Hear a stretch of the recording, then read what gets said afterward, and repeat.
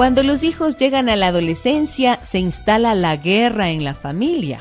¿Sí o no? Muchas veces es así.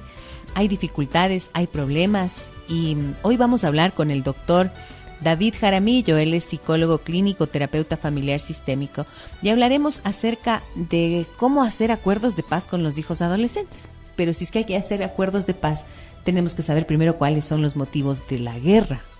Hablaremos de esto hoy. En este momento le doy la más cordial bienvenida al doctor David Jaramillo. Hola David, ¿cómo te va? David te suelo decir. Así es. Pues muy bien, muchísimas gracias Gisela por la invitación. También un saludo muy cordial a nuestros amigos y a nuestras amigas de Radio Escuchas.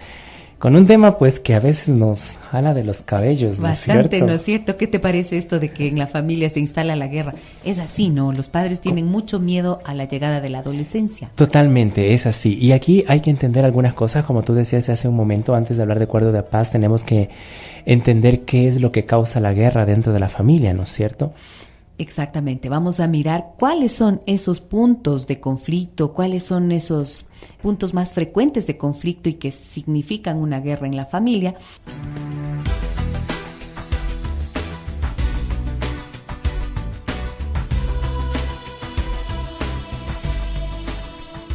Acuerdos de paz con los hijos adolescentes. ¿Cuáles son los puntos de mayor conflicto, David, entre padres e hijos durante la adolescencia? Mira, durante los años de adolescencia la comunicación entre padres e hijos se hace más difícil, sobre todo en aquellas familias, aun cuando no hubo ningún tipo de problema durante la infancia. Uh-huh. Y esto tiene que ver muchísimo porque muchas veces no se entienden las diferentes etapas o de procesos que está viviendo tanto el padre como el adolescente o la adolescente. Y esto genera ciertas barreras en la comunicación, ¿no? Lo primero que tenemos que hablar del lado de los padres es la connotación negativa que existe de la adolescencia. De tal forma que cuando el hijo o la hija va creciendo, los compañeros, los amigos o la misma familia le dicen: híjole, prepárate para la adolescencia porque no sabes lo que te espera. Entonces sí, vamos creciendo con esa imagen negativa de que la adolescencia va a ser una etapa completamente difícil y negativa, incluso que te estás demasiado en alerta. Y como estás tan en alerta, cualquier cosa que es normal en la adolescencia, entonces uno la connota como esto se me está yendo de control, ya estás en la edad del burro, de la cebra o como le quieran llamar, ¿no es cierto? Y ese sistema de alerta hace lógicamente que los padres se pongan un poco más intenso y por lo tanto los adolescentes también más a la defensiva. Es decir, estas cuestiones de la cultura sí van a incidir de manera negativa, porque hay una predisposición negativa también hacia lo que es esta etapa de la vida. Sí, y fíjate que todos aquellos que se especializan en adolescencia dicen que lo normal es anormal en la adolescencia. Entonces, más bien tener un adolescente tranquilito, muy obediente, muy sumiso, que no da ningún tipo de problema, en lugar de verlo como normal, se lo vería realmente como a este chico le está pasando algo. Porque en la adolescencia se consolida la construcción de la identidad y también es necesario el proceso de ir poco a poco desvinculándose de los padres, ¿no? Entonces, esto lleva a los padres a otro problema o a otra situación que es el duelo del hijo, de la hija de la infancia. Por lo tanto, lo normal sería que el hijo o la hija se opongan a los padres, quieran marcar unas líneas de diferencia entre ellos y sus padres, ¿no es cierto? Esta rebeldía es algo que tiene que entenderse como natural, normal y necesaria. Ahora hay que hacer una diferencia entre la rebeldía positiva y la rebeldía negativa. O sea, la rebeldía positiva es aquella que lleva a la construcción de la identidad del adolescente y esta rebeldía está tiene tres diferentes componentes. Una rebeldía en la forma de pensar. O sea, tú no sabes, eres de otra época, eres anticuado, o sea, yo no pienso así. Una rebeldía en la forma de sentir y una rebeldía en la forma de hacer las cosas. Esta rebeldía es necesaria para construir la identidad, la independencia y al final de la adolescencia el joven o la señorita pueden decir: este soy yo, esta es mi manera de pensar, de sentir y de hacer. La rebeldía negativa es la que conlleva riesgos emocionales y físicos para el adolescente.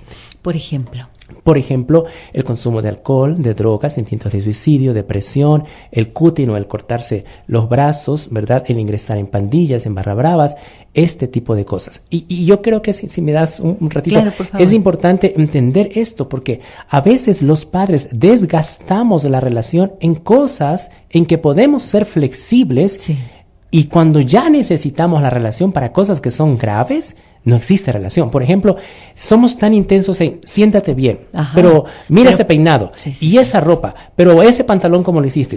Pero necesitamos esa energía para cosas que se van a presentar en la adolescencia, como el consumo de alcohol, la posibilidad de consumo de drogas, las relaciones sexuales, el enamoramiento, etcétera, que etcétera. son cosas trascendentes realmente. Exactamente, ¿no es cierto? Que Entonces, pueden comprometer la seguridad del chico o la chica. La seguridad física y emocional. Entonces, cuando no aprendemos a ser tolerantes y nos flexibilizamos un poco, podemos desgastar rápidamente la relación y vamos entonces a tener, sí, una adolescencia conflictiva. Muy bien. Entonces, si es que los padres no logran comprender que estos son estas manifestaciones de rebeldía, van a tener, tienen que ver directamente con algo de su desarrollo natural, de esta necesidad de convertirse en alguien diferente de los padres y de ser, de construir su propia identidad el adolescente, entonces vamos a tener estos puntos de guerra. Y con la primera manifestación de los adolescentes, una de las primeras es encerrarse sobre sí mismos, ¿no es cierto? Muy bien, buen punto. Esto también es importante señalarlo y aquí los padres tenemos que hacer la diferencia entre temperamento, soledad y socialización, ¿no? Por ejemplo, a veces hay adolescentes que son introvertidos porque ese es su temperamento. Entonces, el padre quiere que sea social, que conquiste a las chicas, que tenga muchos amigos, que haga deporte, etcétera, etcétera. Pero su temperamento es ser introvertido y por lo tanto reservado. Sí. Esa es su esencia, ¿no? Por otro lado, el adolescente de manera natural tiende al aislamiento, a encerrarse, a buscar la soledad dentro de casa porque es una forma de ensimismarse para encontrarse consigo mismo e ir entendiendo todo lo que está viviendo en este proceso. Pero la socialización es otra cosa. Esto ya tiene que ver con cómo se relaciona con sus pares o con sus compañeros. Si yo tengo un adolescente que en casa no comparte con la familia y pasa un poco encerrado en casa, pero fuera de casa tiene amigos, sale con los amigos, se va al cine, juega, tiene una novia, o sea, estamos bien. Estamos bien, esto es lo natural. Es lo natural. Esto es lo Pero natural. Si tengo un adolescente que se encierra en casa y además de eso no sale, no comparte con amigos, se siente rechazado, no interactúa con otros, ahí sí tengo que preocuparme porque puede ser que algo está pasando. Ok, fíjate lo que me dicen acá en la página de Facebook, David. Lorena me dice, excelente tema, me viene muy bien. Me mata cuando pregunto al llegar a casa, ¿cómo estás? ¿Qué hiciste? Etcétera, etcétera. Y las respuestas son monosílabos y hay que sacar con cucharitas. Muy bien. Mira, gracias, Lorena, por la pregunta. Gise y Lore, las reservas del adolescente con sus padres son debidas a su necesidad de mantener privacidad sobre sus asuntos personales. Aquí hay que entender una diferencia que se presenta en la adolescencia. En la infancia, el niño o la niña cuenta todo. Así es. Todo. Tanto que reclama porque el papá y la mamá no le oyen. Y a veces el problema es que el papá y la mamá no le dan tiempo cuando el niño quiere estar allí para conversar y compartir con el padre. Pero en la adolescencia comienza a formarse el concepto de espacio personal, de intimidad y de privacidad. Y es necesario formarlo para la vida adulta, porque tú no puedes llegar a la vida adulta contando todo. Claro. Tienes que saber qué cuentas cuentas de ti reservas. Y qué no cuentas de ti. Entonces, que no hablen con facilidad, que sean monosílabos, es natural, porque esa es una reserva donde están desarrollando su privacidad. Ahora, no es que no hablan. Hay ocasiones en que el adolescente solito busca conversar. Y cuando uno le insiste, no habla. Pero cuando está tranquilo y relajado, vienen solitos y conversan. Aquí entonces lo importante va a ser poder respetar ese silencio y no desesperarse tanto. No ser invasivos. Sí, y solamente dejar la puerta abierta, ¿no es cierto? Para que el hijo sepa que cuando quiera hablar puede contar conmigo, que estoy disponible siempre. Lorena, esa podría ser la recomendación. Así es. Que pueda decirle eso, ¿no es cierto? ¿Sabes qué, cariño? Cuando quieras hablar conmigo, aquí me encuentras. Siempre estoy para ti. Y respetar eso. Pero claro, ella dice, pregunto, ¿qué estás? ¿Cómo hiciste? ¿Cómo estás? Las respuestas son clásicas. Bien. Bien. ¿Qué Bien, hiciste? y punto. Nada. Es lo mismo de siempre. Lo mismo de siempre, exacto. claro. Entonces, dejar esa disponibilidad y sobre todas las cosas, cuando el hijo o la hija busquen conversar con Lorena, deje lo que sea que esté haciendo, siéntese a escucharlo, pero bajo estos parámetros, dice, muérdase la lengua para no ir con el sermón, porque los padres de los adolescentes son número uno para dar el sermón, tanto que interrumpen y no dejan que el adolescente termine y comienzan a sermonear. Entonces, escuche, ayúdele a reflexionar y no critique. No critique, no interrumpa. No interrumpa, ok. Vean esta recomendación valiosísima que hace el doctor David Jaramillo en esta tarde, amigas y amigos.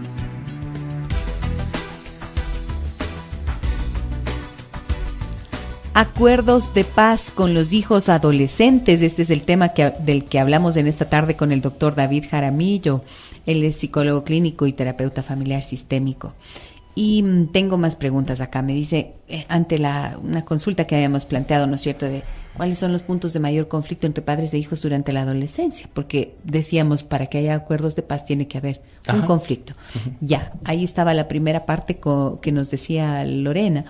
Y Roberto dice lo siguiente: tal vez nos olvidamos que también fuimos adolescentes y eso es lo que nos da conflictos con ellos. ¿Nos olvidamos o nos acordamos demasiado? entonces, como me acuerdo como yo fui, creo que mi hijo también tengo va a ser tanto así. miedo de que mi hijo o de mi hija sea así, entonces también me pongo muy alerta. O sea, sí, nos olvidamos y estamos a veces comparando nuestra historia, contaminándola con nuestro hijo y no nos damos cuenta de las diferencias tanto de quién es nuestro hijo o nuestra hija, como también de las diferencias de las condiciones de vida en las que ahora nos encontramos, ¿no? Entonces, sí, nos olvidamos. David, yo he visto que hay mucho miedo en los padres, ¿no es cierto? Permanentemente sabemos las cifras que existen de embarazo en la adolescencia, de consumo temprano de sustancias como el alcohol y drogas, de los riesgos de inseguridad propias en la ciudad, etcétera.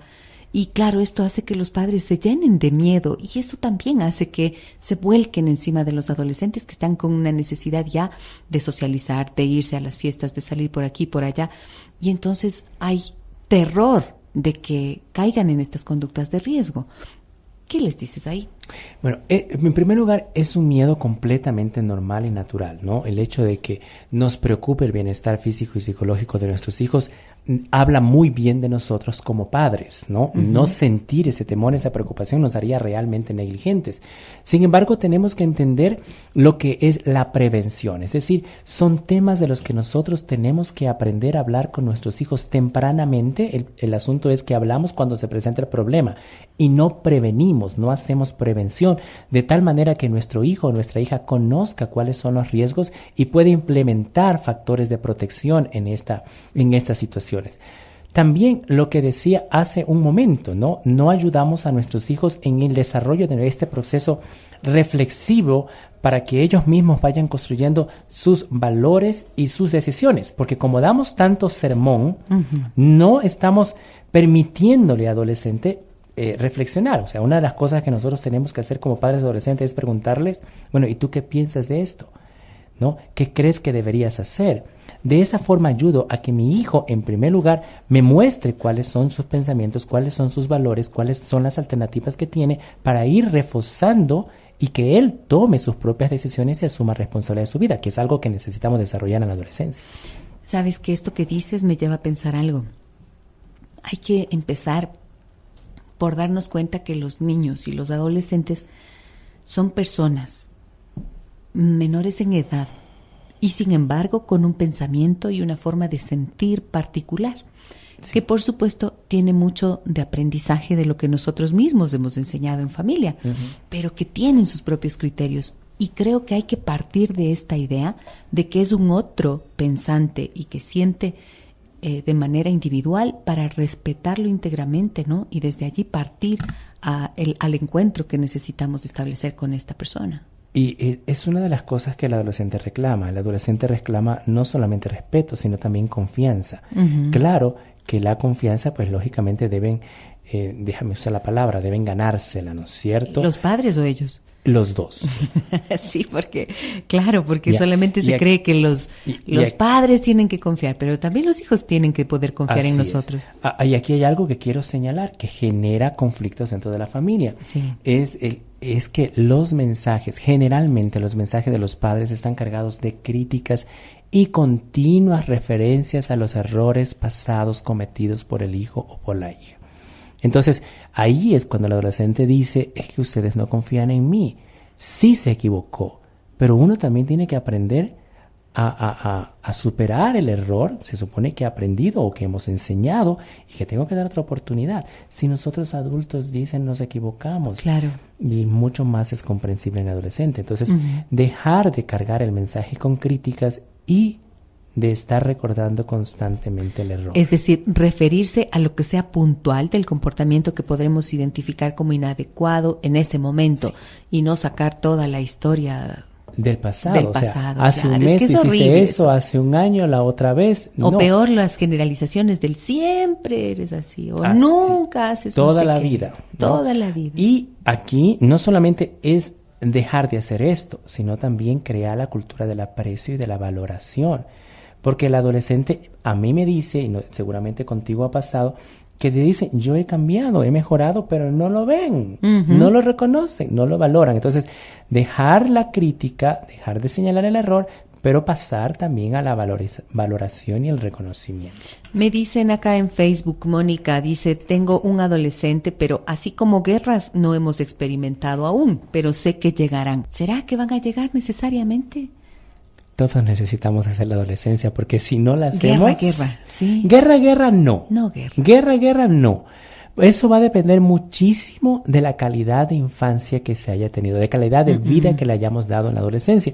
Porque la adolescencia a veces también se convierte en un ajuste de cuentas, ¿no? ¿Qué significa ajuste de cuentas? Un ajuste de cuentas de lo que no le dimos al adolescente en la infancia, ¿no? O sea, un reclamo de lo que careció. Se entiende que hasta los 12 años hemos sembrado y de ahí en adelante empezamos la cosecha. A cosechar, ¿no? Exactamente. Entonces, la calidad de adolescencia va a depender mucho de lo que nosotros hayamos sembrado en la infancia. Mira este mensaje que tengo en el 9098, David. Me dicen lo siguiente. Tengo una sobrina de 15 años. Perdió a su padre hace 7. Ella cambia de enamorado como de medias. La insultan horrible en las redes sociales y ella contesta igual. Su madre trabaja muy duro. Son 3 hermanos. ¿Cómo puedo ayudar?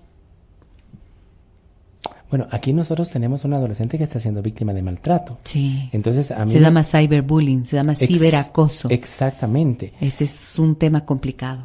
Pero a mí me gustaría saber qué es lo que ha pasado en su entorno familiar, qué otro tipo tal vez de maltrato haya existido, ¿no es cierto?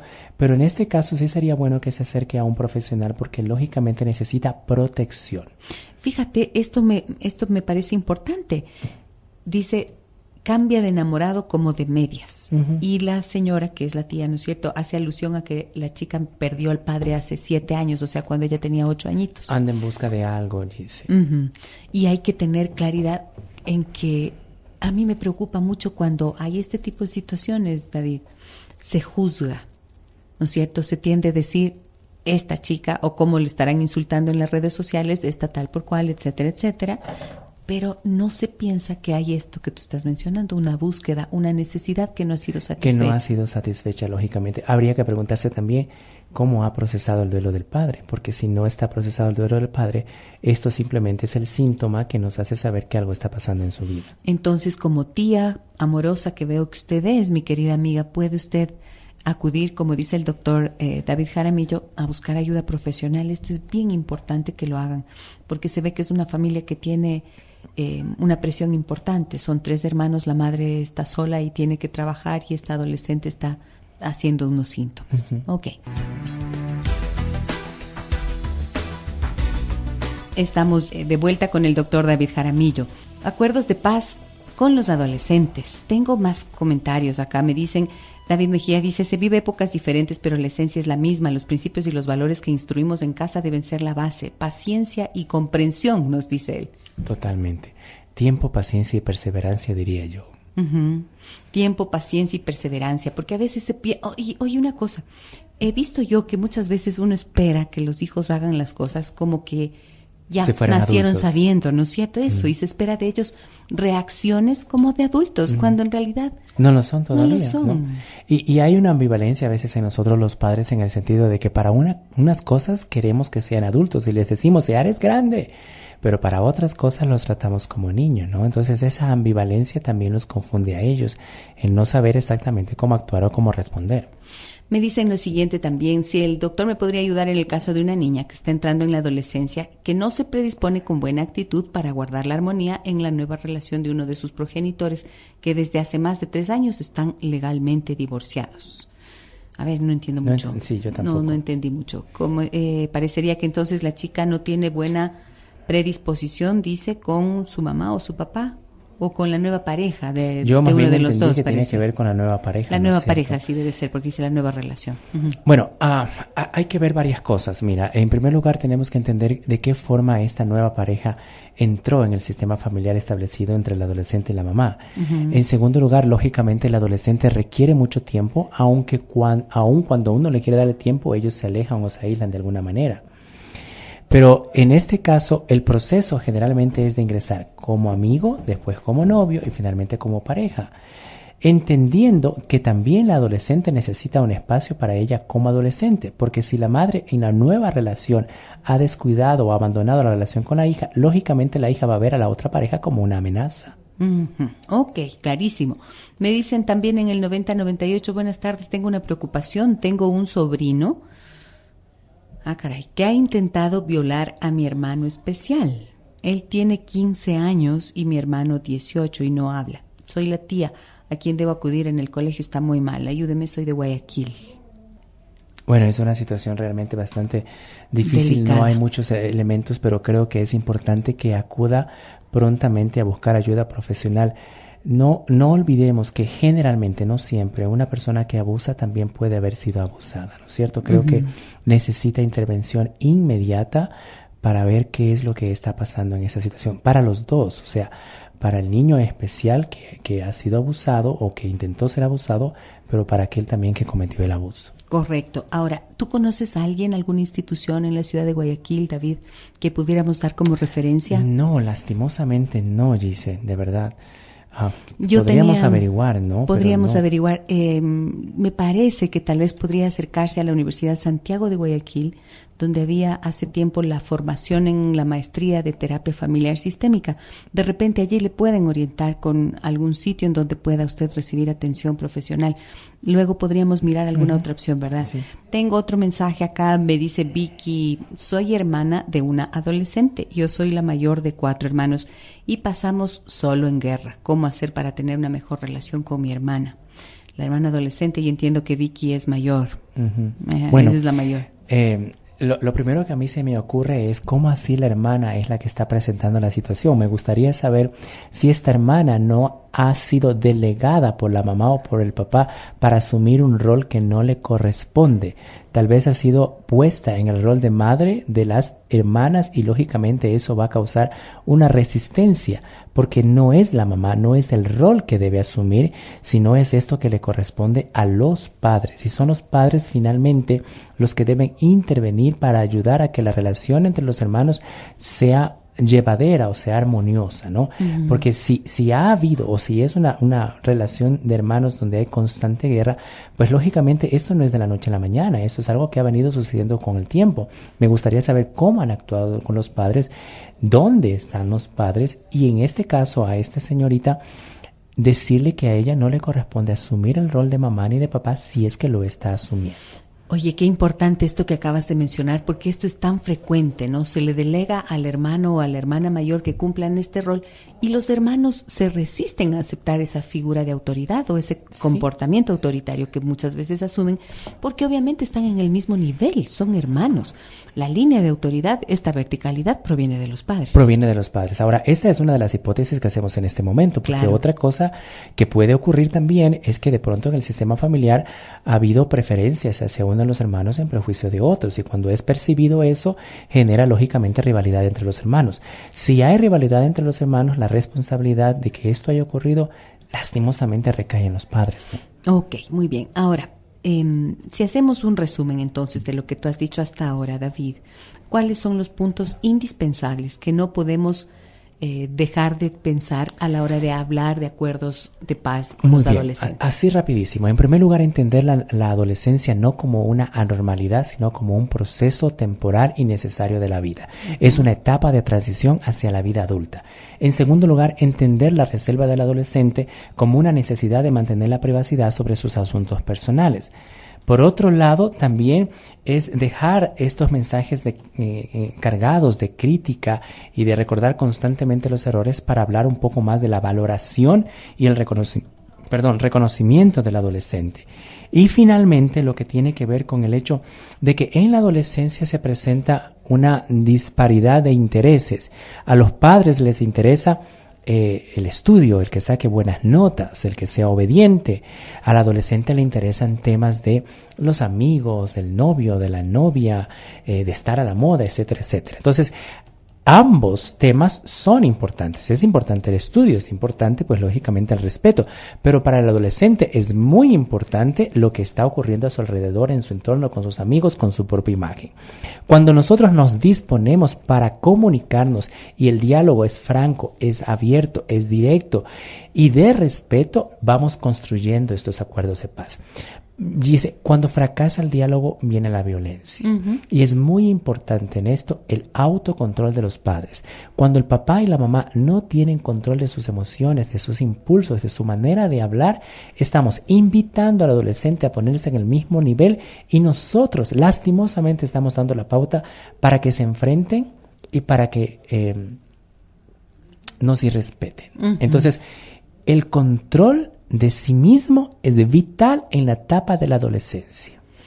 Esto es, los padres tienen esa responsabilidad. Como adultos somos los que se entiende, pues que tenemos más experiencia y como adultos también tendríamos que aprender a manejar nuestras emociones para que podamos hacer esta tarea. De lo contrario, es difícil, ¿no? Así y dejar de culparlos también a los chicos. Totalmente. Yo creo, ¿no? Y lo último que mencionaría es que hay que tomar en cuenta que no podemos tratar a nuestros adolescentes como si todavía fueran niños. Cuando eran niños, nosotros le podíamos decir al niño o a la niña, no, porque yo digo y punto. Pero al adolescente tú no lo puedes tratar de esa manera. Ya tienes que empezar a verlo poco a poco como un adulto con quien conversas, negocias, te flexibilizas y llegas a acuerdos. Me parece que hay una cosa interesante también, que es dejar este estilo de comunicación que yo le llamo el de la ametralladora, ¿no? En donde papá y mamá disparan ahí todo lo que tienen que decir y cero posibilidad de escucha, y tú has enfatizado mucho en el escuchar, escuchar antes. Sí. Yo lo que digo generalmente es, tenemos que estar prontos para oír, tardos para hablar y muy tardos para airarnos. Para airarnos. Para airarnos. O sea, lo digo de otra manera. Más rápido para escuchar, lento para hablar y lento para tener ira. Ok, muchísimas gracias, David. Como siempre es tan agradable conversar contigo. Muchas gracias. Te agradezco por tus criterios. Y a ustedes, amigas y amigos, les agradezco también por su interés en el tema y por participar del programa. Gracias a quienes nos escriben sus mensajes. Cuéntenme sus historias, por favor, háganlo. Ya saben que está a su disposición el correo electrónico adancineva@sonorama.com.es, y siempre es grato para mí escuchar también y saber de sus sugerencias. Gracias a quienes permanecen en el silencio y están allí haciendo parte de este programa. Soy Giselle Echeverría, un abrazo grande a todos ustedes. Mañana los espero a las 15:05. Hasta mañana.